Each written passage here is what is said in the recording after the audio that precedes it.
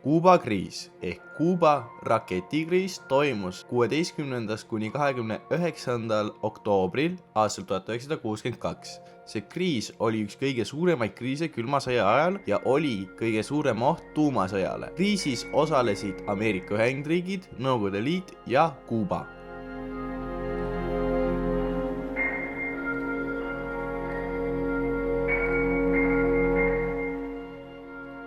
1959. aastal tuli ülestõusu käigus Kuubal võimule Fidel Castro, kukutades USA-meelse diktaatori Fulgencio Batista. Kuubal algasid sotsialistlikud reformid, mis teravdasid Kuuba suhteid USA-ga.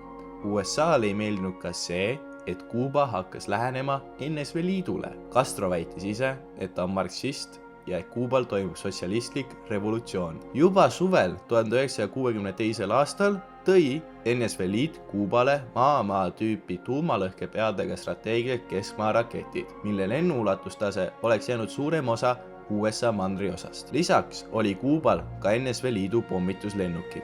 See oli reaktsioon sellele, et Nõukogude Liidu ümber olevatesse riikidesse olid paigaldatud raketid Nõukogude Liidu vastu. Aastaks 1961 ümbritses Nõukogude Liitu 100 USA tuumaraketti.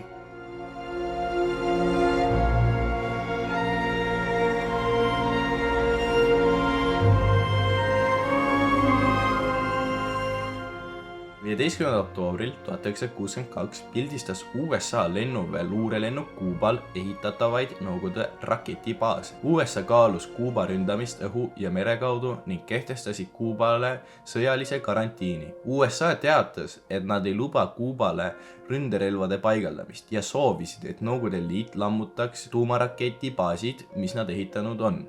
Kennedy valitsus lootis, et Kreml nõustub nende nõudmistega ning ootas sõjalist vastasseisu. Nõukogude Liidu peaminister Nikita Hruštšov kirjutas Kennedyle, et rahvusvaheliste vete ja õhuruumi karantiin on agressiooniakt, mis heidab inimkonna kogu maailma hõlmava tuumasõja kuristikku. Vastasseis lõppes 28. oktoobril 1962, mil USA president John F. Kennedy ja ÜRO peasekretär jõudsid Hruštšoviga nii avalikule kui ka salajasele kokkuleppele.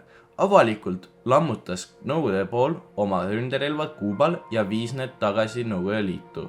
Salaja nõustus USA lammutama kõik Euroopasse ja Türki paigaldatud tuumaraketid. 2 nädalat peale kokkulepet Nõukogude Liit eemaldas Kuubalt raketid ja ründesüsteemid. Kuubale pandud karantiin lõppes ametlikult 20. novembril aastal 1962.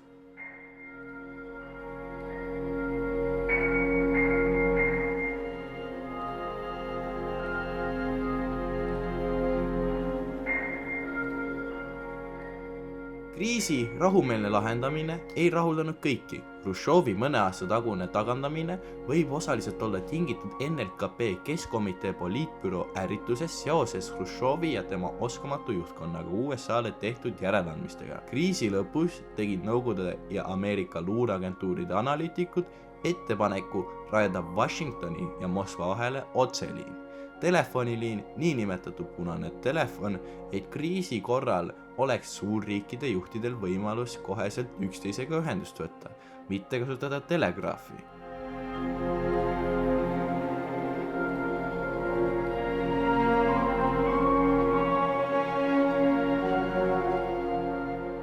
Kriis oli tuumavõistluse ja külma sõja pöördepunkt. Rahvusvahelise pingeleevenduse algus pandi paika ja lääneriikides sai alguse sõjavastane liikumine. NSV Liidus hakati koostama ka hääli, mis kutsusid üles piirama tuumarelvastumist ja tugevdama ühiskonna rolli poliitiliste otsuste tegemisel. On võimatu ühemõtteliselt väita, kas rakettide eemaldamine Kuubalt oli Nõukogude Liidu jaoks võit või lüüa saamine, kuna mõni aasta hiljem oli Nõukogude Liidul juba piisavalt mandrivahelisi rakette, mis suutsid otse NSV Liidu territooriumilt jõuda igasse USA linna ja sõjaväeobjekti.